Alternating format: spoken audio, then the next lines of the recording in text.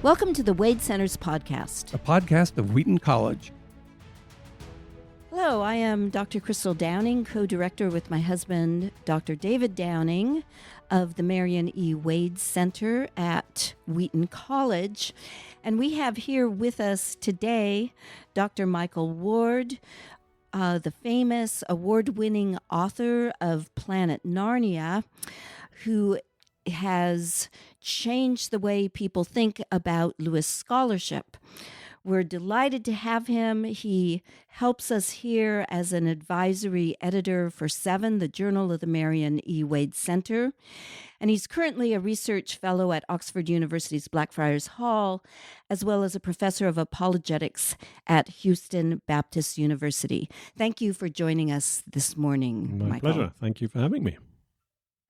I think our first question would be about the occasion in which Lewis was honored in Westminster Abbey on his 50th anniversary of his death. Could you tell us how that came about and what obstacles you had to overcome, how you chose the inscription? Yeah, so Westminster Abbey has an educational institute. They put on lectures and conferences from time to time. And one of the canons of Westminster Abbey, Vernon White, saw that the 50th anniversary of Lewis's death was approaching. They look ahead for suitable things to mark. And about 18 months out, he contacted me and said, do you have any ideas about what we might do and who we might involve? And he came up to Oxford to have a chat with me over lunch, and we threw together some names, and eventually it turned into a two-day conference, the top-line speakers being Alistair McGrath and Malcolm Geit. And in the course of this discussion, I said, well, isn't it time for Lewis to be memorialised in Poets' Corner? You know, that part of the Abbey where all the great men and women of English letters are either buried or memorialised. And Vernon White said, good idea. I think if you put that suggestion to the Dean of Westminster Abbey, John Hall, you would get a positive response. And I was very excited about that because under a previous Dean, at the time of Lewis's centenary, the centenary of his birth in 1998, various people, including myself actually, had suggested back then that they memorialise Lewis in Poets' Corner, and then the Dean had refused. He declined the idea. But John Hall, the new Dean, thought differently, and he responded very warmly and said yes, in principle, and then we just had to raise the money and design the stone. So it cost about... what did it cost? 15 or 20,000 pounds. I can't remember the precise sums. It's all detailed in this book, C.S. Lewis at Poets' Corner, which I edited with Peter Williams after the event, if anybody wants any more details. As for the inscription on the stone, I took soundings among Lewis scholars and friends and experts, and the top suggestion was the final sentence of Lewis's address at the Oxford Socratic Club, Is Theology Poetry, where he says, I believe in Christianity as I believe that the sun has risen, not only because I see it, but because by it I see everything else. And we thought that was suitable for various reasons, partly that it was in an address about poetry, Is Theology Poetry, very suitable for Poets' Corner. Partly because it was an address to the Socratic Club, which Lewis was the president of, and that was an important part of his Oxford life. Partly because it's just a great quotation. It's very memorable. It's nicely balanced as a sentence. Partly because it mentions the sun, and Lewis loved the heavens, as we will discuss later. The heavens are telling the glory of God, and Lewis speaks very positively about Psalm 19 in particular, and the way that the sun there represents the Lord's searching aseptic purity, searching out the crannies of our heart like the noonday sun. And there were various other reasons why it was appropriate, and the Abbey agreed that we would have that on the stone, and there it is. It was unveiled on precisely the 50th anniversary of Lewis's death, that is to say the 22nd of November 2013. And we got Rowan Williams, the former Archbishop of Canterbury, to preach a sermon, and Lewis's stepson, Douglas Gresham, gave a reading from the last battle, And Lewis's former student, Francis Warner, read one of the scripture readings, and Lewis's successor in the chair of English and Medieval and Renaissance English at Cambridge, Helen Cooper, gave the other lesson. So we tried to involve as many people from Lewis's life, different corners, different departments of his life as we could. And it was really a splendid occasion, though I say it myself. Are you the one who reached out to all these individuals asking them to participate? Yes, basically. I was the sort of the point person for organising the whole event on behalf of the Abbey, really. And the Abbey got me down to Westminster for a planning meeting one day, and it took place in this fantastic room called the Jerusalem Chamber, one of the most historic places in England. And there was this huge square table, and I was sat on one side of it all alone. And there were 3 members of the Abbey staff down the right, 3 members of Abbey staff down the left, and 3 members of the Abbey staff opposite me. And they all just said, "What do you want? We will make it happen."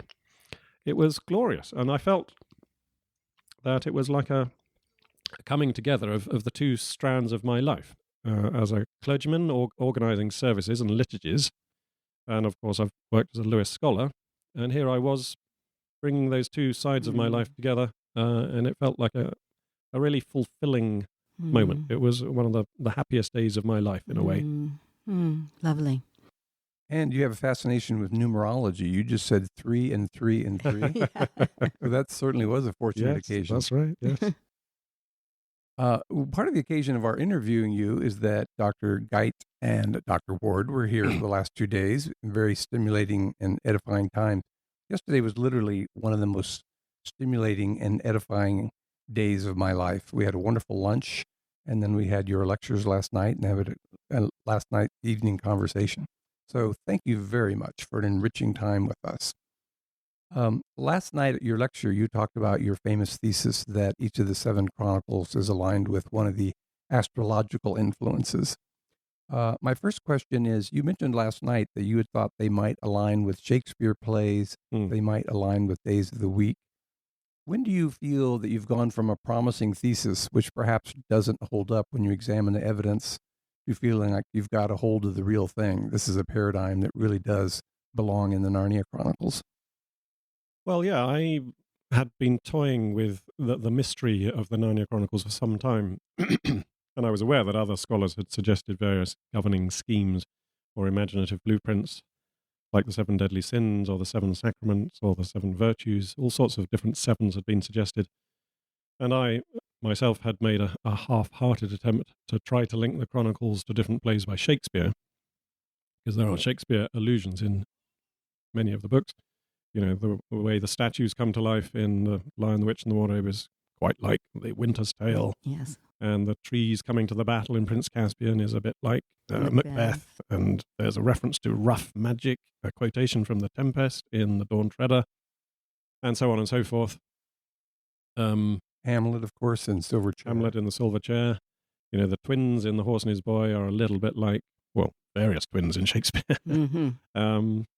And there's a reference to, again, Macbeth in Magician's Nephew, the pricking of the thumbs that Uncle Andrew talks about.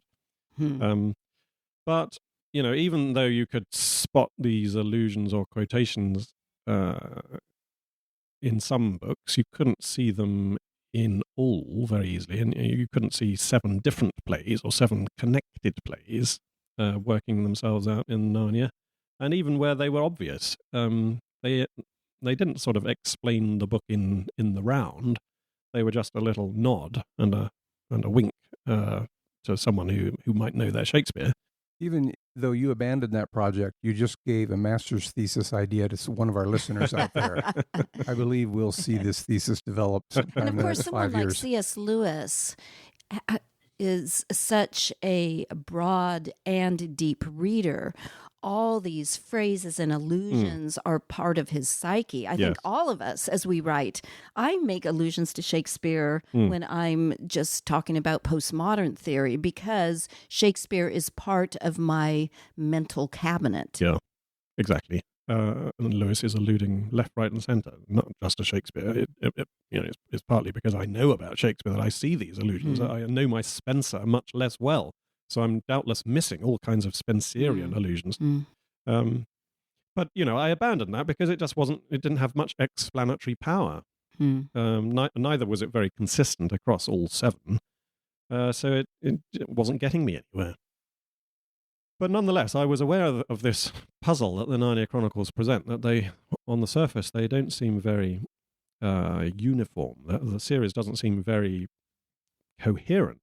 And therefore, one day when I was halfway through my PhD research, reading Lewis's long poem about the planets, when I got to the line about Jupiter bringing about the passing of winter and the forgiving of guilt, that brought me to a standstill. I was arrested by that phrase, winter past and guilt forgiven, because it seemed to me to be like a 5-word summary of The Lion, the Witch, and the Wardrobe.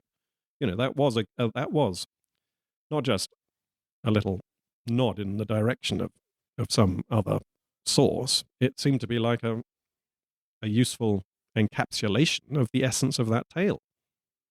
So I looked more closely at the jovial imagery in that poem and the jovial imagery that Lewis writes about in other places.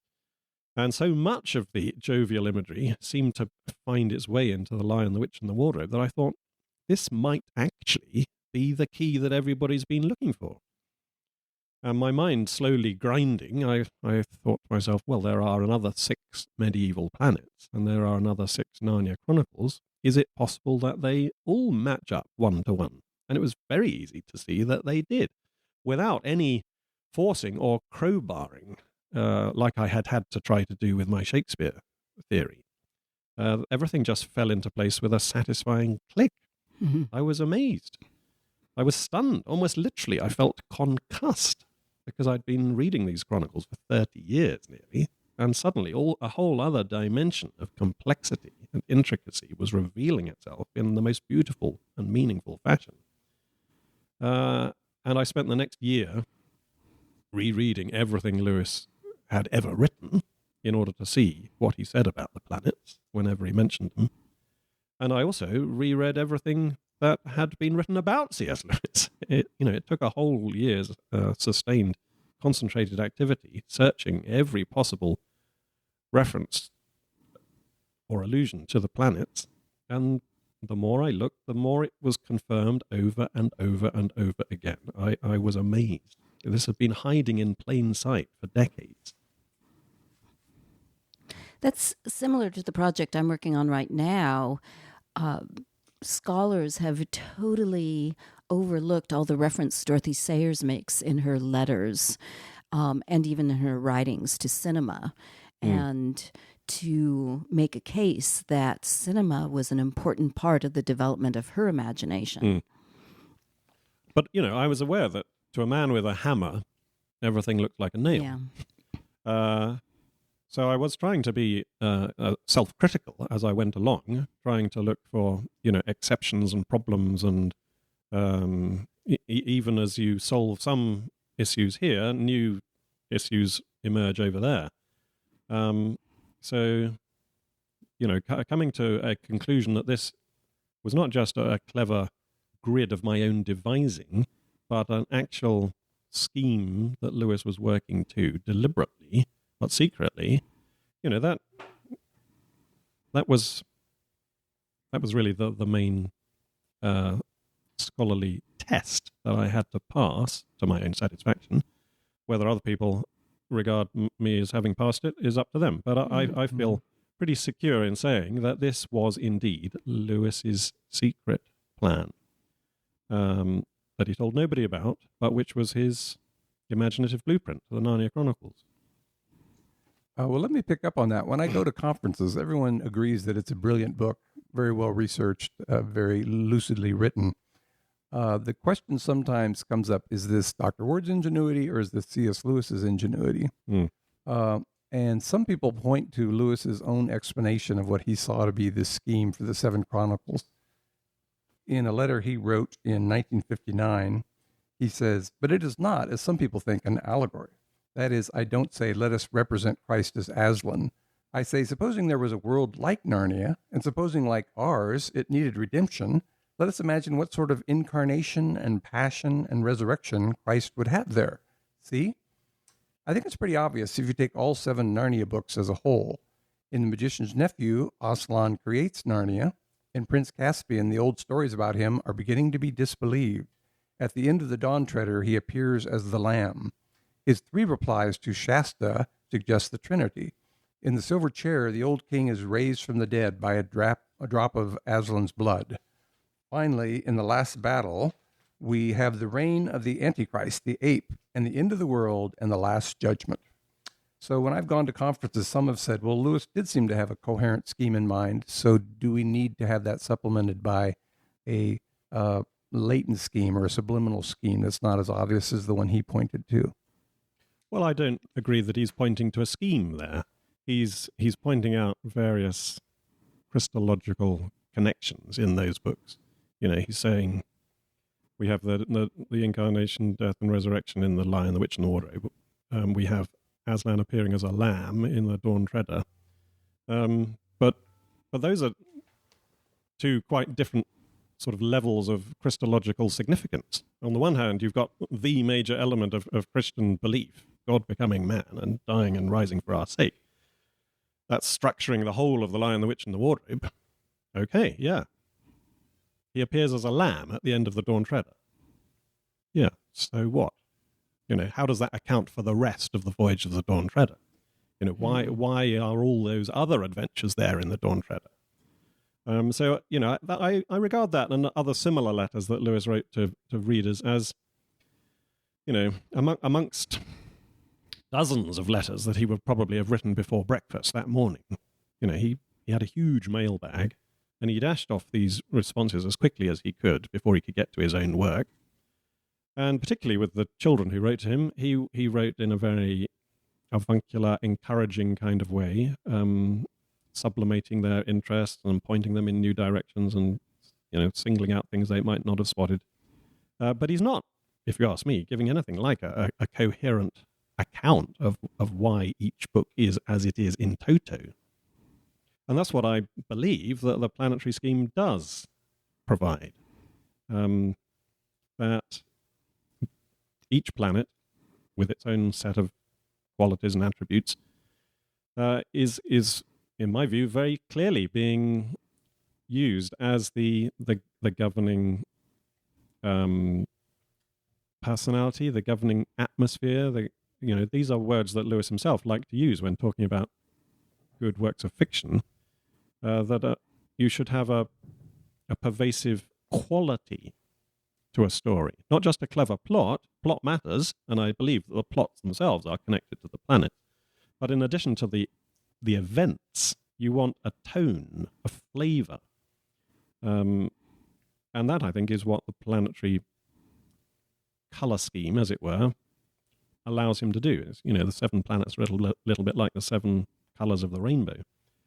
Each gives its governing properties to the Narnia Chronicles, both at the level of the plot and at the level of the portrayal of Aslan, and indeed at the level of all sorts of ornamental and incidental detail. Mm. He did stress atmosphere. He loved atmosphere. He didn't like Dumas because he said Paris seemed like London and you didn't know if there were trees or weather or landscapes. I think that's what he admired a great deal about Tolkien's writing. I think you should have answered my question by saying, I believe that letter was forged. That would be the short answer. Another thing that I hear at conferences is that this thesis is unfalsifiable.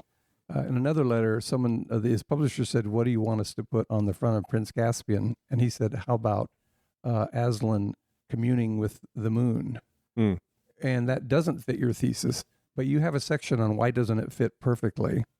And some people say, well, if it fits the thesis, it goes in the book. If it doesn't fit, that's a part of his secretiveness, or that's a part of the fact that he wasn't being excessively schematic. So how would you respond to the idea that your thesis is unfalsifiable? Well, first of all, that issue about the moon in Prince Caspian. I know who you're referring to when you bring up that objection. And that particular critic seems to have missed the point entirely, that the sun governs the day and the moon governs the night.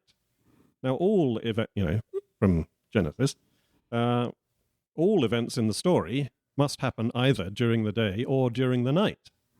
Yeah? Which means, does it, that only the sun or the moon can be having an effect? Not at all.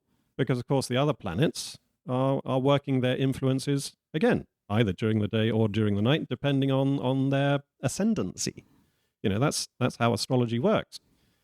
The sun and the moon, in a martial context, do martial things even while remaining the sun and the moon. So when Aslan looks all night at the moon with unblinking eyes, as we read at the end of Prince Caspian, that doesn't suddenly turn Prince Caspian into a lunar story. We've got to understand why that episode is inserted and what it means symbolically. Now, of course, at the end of Prince Caspian, all the children, all the other creatures fall asleep after the battle, after all the adventures. Who does not fall asleep? Aslan. What's that got to do with Mars? Well, look at Lewis's other references to Mars in other places, where he repeatedly describes Mars as having the quality of vigilance. At the end of Perelandra, Malacandra, we are told, the spirit of Mars, has a look in his eyes impregnated with distance, scanning the horizon, whence his danger came long ago. Vigilant Malacandra, captain of a cold orb, we're told in that hideous strength. Vigilance is part of the martial spirit. Now, what is a vigil? It's staying awake overnight while other people fall asleep. It's like what a sentry does on a castle ramparts. He's watching for the enemies. So Aslan remains awake while all the others fall asleep, because Aslan in this book is the true Mars. He is watching for the enemies of the people. He is the one who will neither slumber nor sleep, to use a scriptural martial quotation. That's why that episode is there. It's ostensibly lunar, I agree, but it's actually martial. So you've got to ask the next question, not just which planet is presented for your immediate attention, but what it means. So that's one particular response to that objection. But the larger question about is it unfalsifiable generally, that's a very good question. And it's part of what I was wrestling with as I wrote the book. But I think I'd want to turn it around in a way and say, Christianity, is it falsifiable? After all, we sometimes see all sorts of saintly people suddenly fall from grace. We sometimes see all sorts of darkness and difficulty in our own lives. Does that mean that God is not in control? Does that mean that God doesn't love us? Does that mean that the providential hand of God's loving presence in our lives is not still there? Faithful Christians would say, this is a test of our faith. This is requiring us to go deeper with the Lord. This is, there are other explanations. It's not just evidence of God's absence. It's evidence of God's presence in a new way, a deeper way. This is how our faith is deepened. Now, our non-Christian will say Christianity is unfalsifiable because whatever mud is thrown at you, you will explain in some other way, which is, from an outsider's point of view, from a non-Christian point of view, that is a valid objection. But from the internal point of view, it's not valid. And Lewis talks about this in places like the essay on obstinacy in belief, that we obstinately insist that our faith is true, despite all attacks upon it, because we have moved, Lewis says in that essay, from the logic of speculative thought to the logic of personal relations. Now, I think we have an analogy of that in what Lewis is doing in the Narnia Chronicles, that this structuring device is actually true. It is what he was working to. Now, of course, there are all sorts of oddities, weaknesses, counterexamples that you can point to, and I try to assess those in Planet Narnia. But I think that the undergirding or overarching paradigm is so strong that it can withstand those objections. Well, you're exactly right. That term unfalsifiable comes from a critique of Christianity. Is that A.J. Ayer or Popper? I don't know. Popper. Well, they said if your prayer is answered, you say the Lord heard my plea. If it's not answered, you say, well, the Lord's will was not in what I requested. Yeah. So that's the idea that prayer is efficacious, is unfalsifiable. Yeah. And I'm sure the response would be exactly what you said from obstinacy of belief. Back to the moon. Have you noticed that there's a lot of full moons in the Narnia Chronicles? Yeah. In Tolkien, he actually worked out the phases of the moon according to the year he was writing, 1942. And you'll have a quarter moon, a half moon, and then a full. Whereas Lewis, there's a lot of full moons. I think that's the kind of thing Tolkien wouldn't appreciate. We don't seem to have too many half moons or moonless nights in Narnia. I would like to hear from you if there were some really exciting eureka moments as you were constructing your argument, where you found a particular document that reinforced the paradigm that you were establishing. Well, talking about documentary evidence, one of the most pleasing discoveries was put in my way, actually, by Walter Hooper, who was one day in the Bodleian Library in Oxford looking through the typescript of the Silver Chair. This is the only typescript of any of the Narnia Chronicles that has survived, and even this is not complete. But in the typescript of the Silver Chair, when the adventurers see the sleeping form of the huge giant in the underground cavern, Puddleglum asks, "Who's that?" And he's told in response, "That is the god Saturn." That's there in the typescript. When Lewis came to publish The Silver Chair, he changed that. So the answer came back, "That is Father Time. He will wake on the day that the world ends." Now that's a clear indication that Father Time and Saturn are essentially the same character. But we would have known that in any case, because Lewis makes that point in The Discarded Image. He says that our figure of Father Time is based on earlier pictures of Saturn. So we know that equation in any case if we know our C.S. Lewis, but it was just reassuring to find that in the draft of The Silver Chair, Lewis had actually made the identification explicitly. When he came to publish, he thought, I need to hide my planetary purposes a bit more carefully, and I will bank on people not knowing that Father Time and Saturn are essentially the same character. So that was a kind of smoking gun, if you like. But actually, that wasn't as pleasing as some of the other things that I noticed. Ever since I was a boy reading The Horse and His Boy, I had been intrigued by the fact that there's an unnamed Narnian lord that they encounter in Tashbaan, the Calamine capital, who we're told is wearing a little steel or silver cap with wings on either side of it. Now, since boyhood, I was perplexed. Why are we told about the headgear of this otherwise insignificant and unnamed person? What's the point? As soon as I thought of the connection between Jupiter and the Lion, the Witch, and the Wardrobe, and I began asking, how do the other planets connect to the Chronicles, I immediately said to myself, The Horse and His Boy has got to be Lewis's Mercury story, if for no other reason than that we see that helmet with wings on the sides of it, because that, of course, is the Petarsus, the mercurial cap. And there are other beautiful reasons, and in fact, some of the other most exciting discoveries actually did pertain to The Horse and His Boy. As I was investigating the mercurial connections to The Horse and His Boy, I noticed that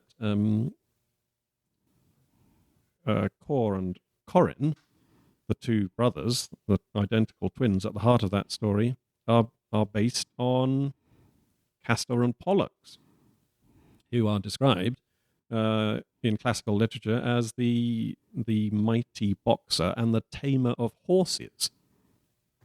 Now, of course, Corin Thunderfist is always knocking people down. He's a mighty boxer. He goes 33 rounds without a timekeeper with the lapsed bear of Storm Nez at the start of the story, at the end of the story. And Shasta, Cor Shasta gives us Castor, you might say, is the tamer of horses in the sense that he is taught how to ride by Bree. He becomes a great horseman with a there's no better way of being taught how to ride a horse than by the horse itself. So this connection was itself intriguing, but what's it got to do with Mercury? Well, according to medieval astrology, each planet had a particular relationship with certain constellations and zodiacal houses. And Gemini, the twins, that zodiacal house, those twins are Castor and Pollux. They are stellated brothers, and they are governed by Mercury, according to medieval astrology. So that's why Lewis puts them there in that mercurial book.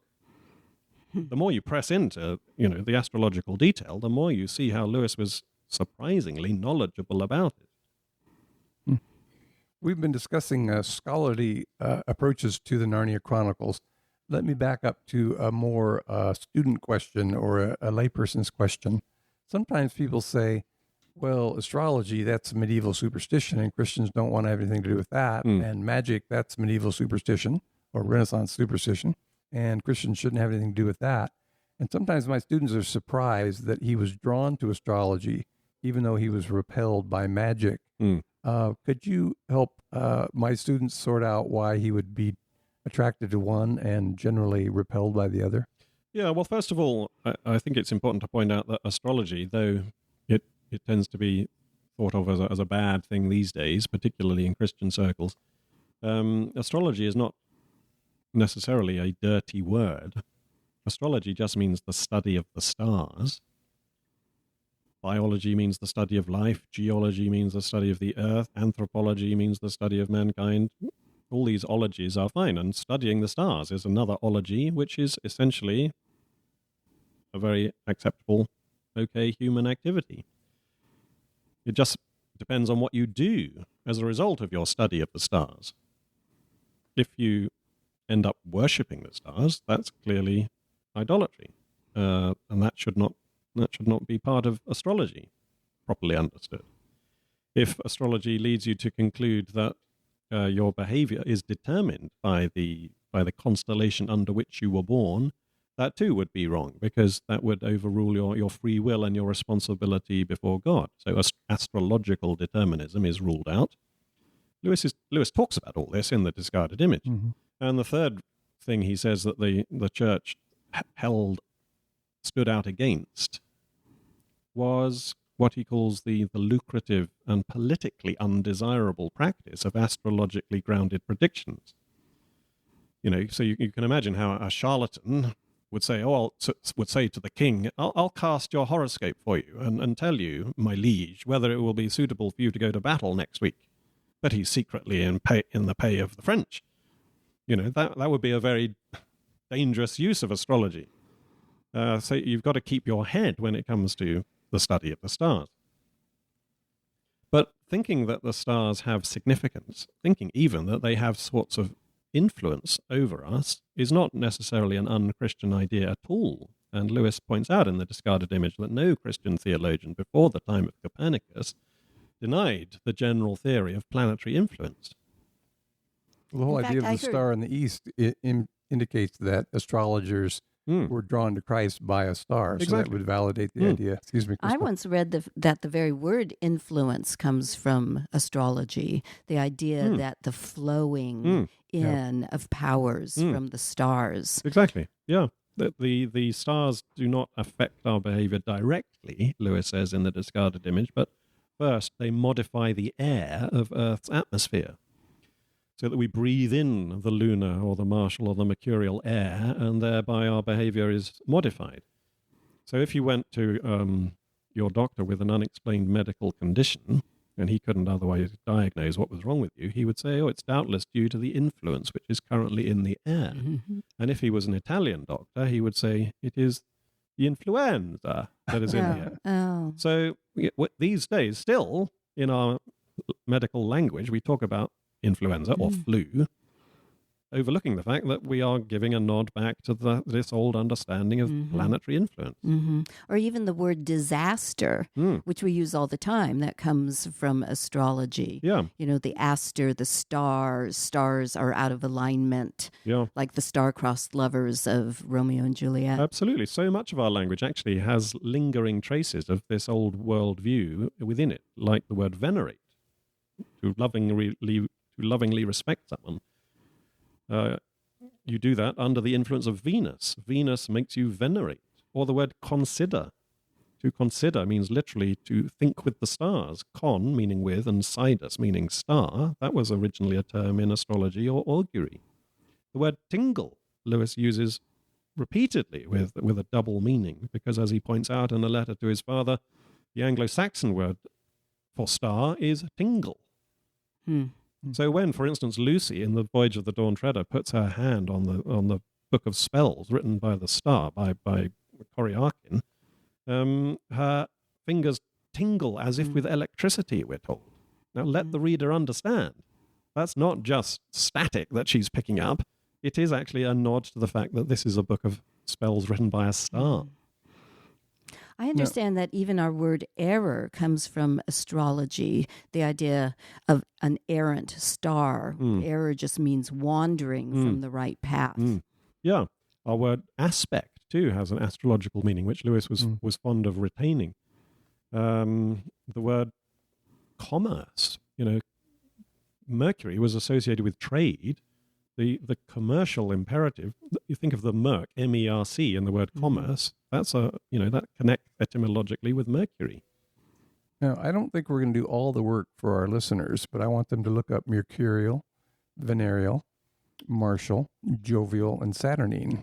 And I believe they'll find all the astrological, not to mention lunatic. Is there anything about solar? We say a sunny disposition. I wonder if there's some word from the Latin for the sun that has gotten into our language. Yeah, I don't know for sure that the word console connects to the sun,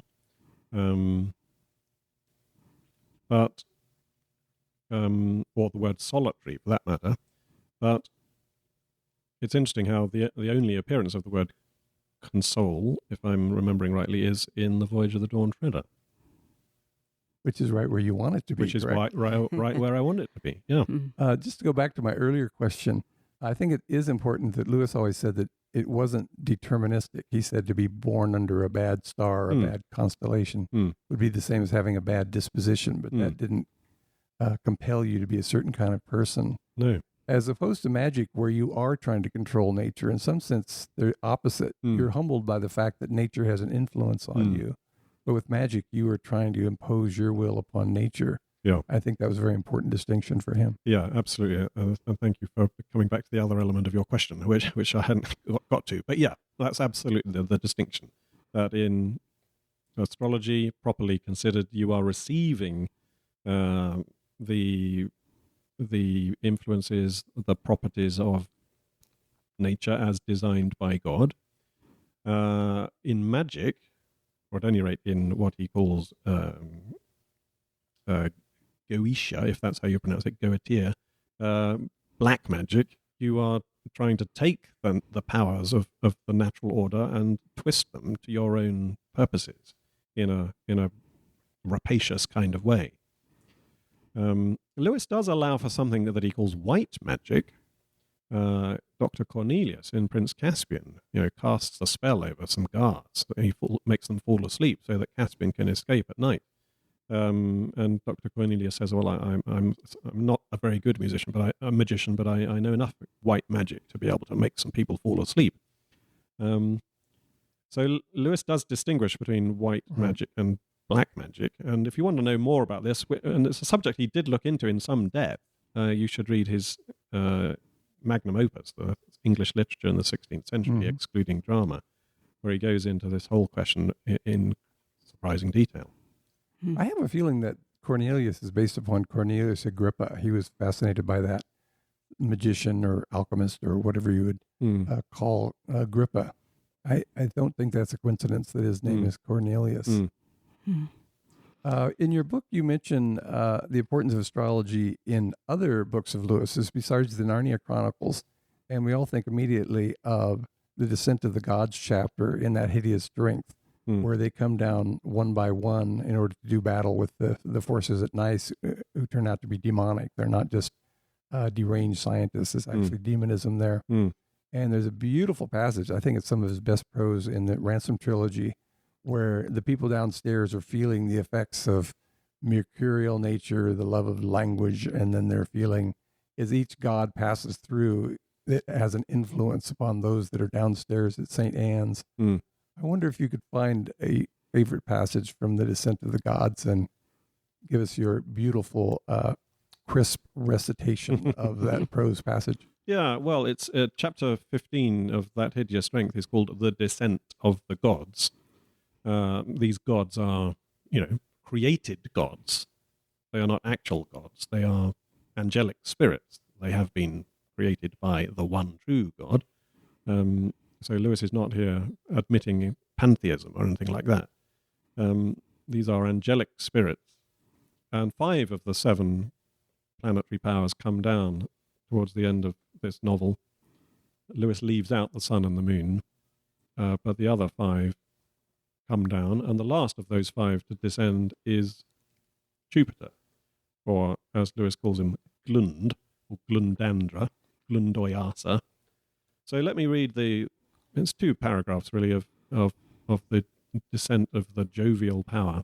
Suddenly a greater spirit came, one whose influence tempered and almost transformed to his own quality the skill of leaping Mercury, the clearness of Mars, the subtler vibration of Venus, and even the numbing weight of Saturn.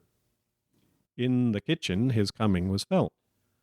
No one afterwards knew how it happened, but somehow the kettle was put on, the hot toddy was brewed, Arthur, the only musician among them, was bidden to get out his fiddle, the chairs were pushed back, the floor cleared, they danced. What they danced, no one could remember. It was some round dance, no modern shuffling. It involved beating the floor, clapping of hands, leaping high, and no one, while it lasted, thought himself or his fellows ridiculous. It may, in fact, have been some village measure, not ill-suited to the tiled kitchen. The spirit in which they danced it was not so. It seemed to each that the room was filled with kings and queens, that the wildness of their dance expressed heroic energy, and its quieter movements had seized the very spirit behind all noble ceremonies. Upstairs, his mighty beam turned the blue room into a blaze of lights. Before the other angels, a man might sink. Before this, he might die.